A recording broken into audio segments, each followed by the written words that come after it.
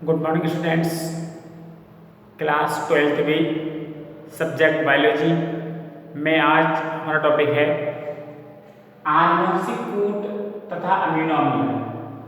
इससे पहले आप आनुवंशिक कूट यानी जेनेटिक कोडॉन पढ़ चुके हैं, उसकी थ्योरी।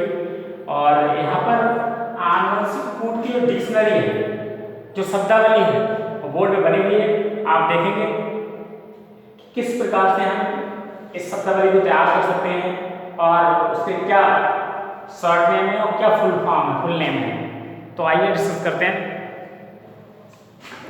छात्रों, थोड़ा आपको बता दें, आपने पहले आनुवंशिक कूट के बारे में पढ़ा था कि आनुवंशिक कूट एमआरएनए पर अंकित 3 नाइट्रोजन बेसिस का एक समूह होता है जो एक विशेष अमीनो अम्ल को रिप्रेजेंट करता है, आनुवंशिक कूट कहलाता है।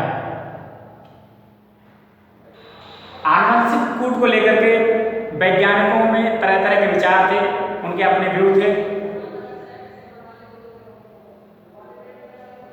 सबसे पहले न्यूक्लिक एसिड की भाषा में ऐसे कहें कि चार नाइट्रोजन बेस होते हैं, यानी ATGC। और वहीं अमीनो अम्ल की भाषा में कहें तो वहां पर आप देख रहे हैं 20 अमीनो अम्ल हैं। चूंकि न्यूक्लिक एसिड की भाषा में 4 शब्द हैं और प्रोटीन की भाषा में 20 शब्द हैं, अब कैसे इनका आपस में कंबाइन हो कि भाई प्रोटीन सिंथेसिस हो सके। तो इसके लिए समय समय पर साइंटिस्टों ने अपने विचार दिए।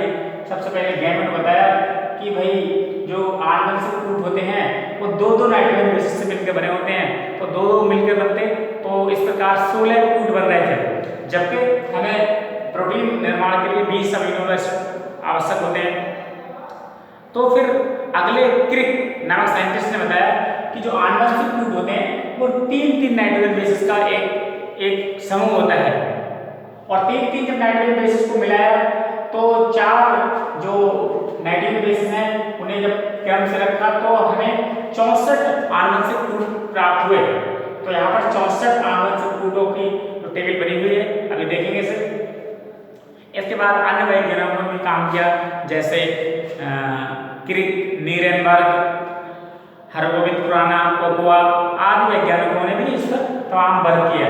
और सबसे पहले नीरेनबर्ग और मथाई नामक वैज्ञानिकों ने एक कृत्रिम एमआरएनए तैयार किया था, जिसमें कि आनुवंशिक कूट था वो था UUU यानी ट्रिपल U था, और उसे कोशिका रहित तंत्र में रख दिया और सभी आवश्यक एंजाइम, सभी अमीनो एसिड, tRNA आदि प्रोवाइड करा दिए गए। और अंत जो प्रोटीन बनी, इस आनुवंशिक कूट से जो प्रोटीन बनी, उस प्रोटीन का नाम था फिनाइल एलानिन।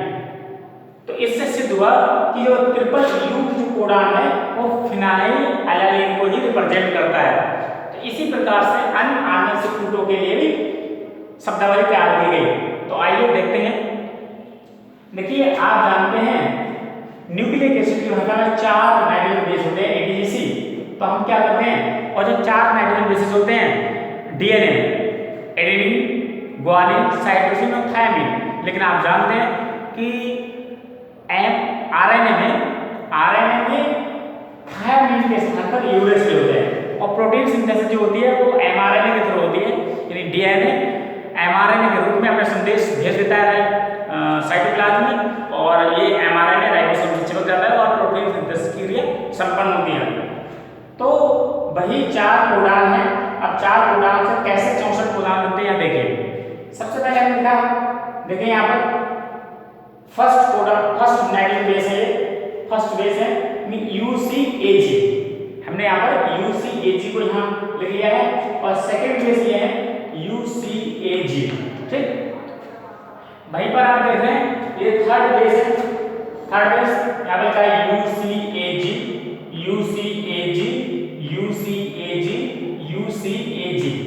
ये थर्ड बेस है। अब क्या करना है, जब हमने फर्स्ट बेस, सेकंड बेस और थर्ड बेस इस प्रकार से लिख लिए, इसके बाद देखिए हम क्या करते हैं, U, ये वाला U, ये वाला दूसरा U, और ये ये तो ये कॉम्प्लेक्स क्या होता है यू यू यू, यानी ये वाला जो you U you triple U represent कर रहा है फिनाइल एलानिन को। यहाँ पर ये शॉर्ट फॉर्म भी लिखी है और यहाँ पर देख रहे हैं ये डिक्शनरी भी दी है अमीनो एसिड की, यानी फुल फॉर्म भी लिखी है। तो इस प्रकार से हम ये 64 कोडान तैयार हो जाते हैं। देखें U U U U U C, ये यू पहला, दूसरा यू आ गया और तीसरा सी यहाँ से आ गया ये वाला। ऐसे ही यू यू जी, यानी यू यू ये वाला यू ये है और जी यहाँ से आ गया। ठीक है, तो ये देख रहे हैं यू सी, शॉर्ट में एल यू लिखा है, एल यू यानी ल्यूसीन। आप यहाँ देखेंगे एल यू ई, ये ल्यूसीन का सिंबल है, शॉर्ट फॉर्म ल्यूसीन की। और ल्यूसीन के जो ये जो कोडान है वो है U U A U U G. ठीक, तो इस प्रकार से हम ये पूरी जो कोडान की शब्दावली है टेबल है वो तैयार कर लेते हैं। यहाँ पर छात्रों सबसे इम्पोर्टेंट बात यह है, जब प्रोटीन सिंथेसिस की प्रक्रिया संपन्न होती है, स्टार्ट होती है, तो सबसे पहला एक कोडान होता है जिसकी वजह से मतलब जिसे कहते हैं इनिशिएशन कोडान या प्रारंभ कोडान, उसका सिंबल होता है AUG। जब ये वाला mRNA का कोडान होता है AUG, इसे कहते हैं मिथियोनिन, MET यानी मिथियोनिन। यहाँ देखेंगे MET ये मिथियोनिन का शॉर्ट फॉर्म है और मिथियोनिन के लिए जो कोडान है वो AUG है, AUG यानी मिथियोनिन। जब ये वाला कोडान आ जाता है, ये इनिशिएशन कोडान है, ये वाला कोडान देख रहे हैं, ये क्या है इनिशिएशन कोडान है। देख लीजिए ये यूजी क्या है इनिशिएशन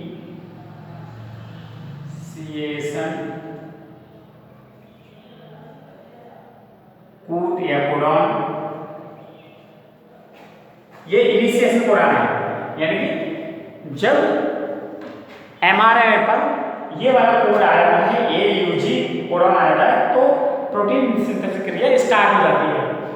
और वहीं पर 3 कोडान ऐसे होते हैं नॉन सेंस कोडान कहते हैं, नॉन सेंस कोडान या स्टॉप कोडान कहते हैं। यहाँ पर देख रहे हैं एक तो ये है, यह टिक लगे हुए हैं, और ये स्टॉप कोडान या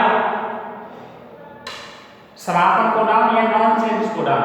नॉन सेंस कोडान कौन से UAA, UAG और UGA, ये तीनों कोडान ऐसे कोडान है जब ये एमआरएनए पर अंकित आ जाते हैं तो वहीं पर प्रोटीन सिंथेसिस रुक जाती है, समाप्त हो जाती है, प्रोटीन श्रृंखला टूट जाती है। तो छात्रों प्रोटीन बनने के लिए सबसे पहला कोडान ये आवश्यक है और दूसरा कोडान ये है, और बाकी ये कोडान आते रहते हैं। जैसे जैसे कोडान आते हैं वैसे वैसे अमीनो एसिड पकड़ के टीआरएनए मिलाते रहते हैं राइबोसोम पर और प्रोटीन सिंथेसिस की क्रिया होती रहती है। तो यहाँ पर देख लीजिए ये शॉर्ट में लिखा हुआ है ALA alanine, ARG arginine, ASN aspartic और ASP एस्पेरेटिक एसिड,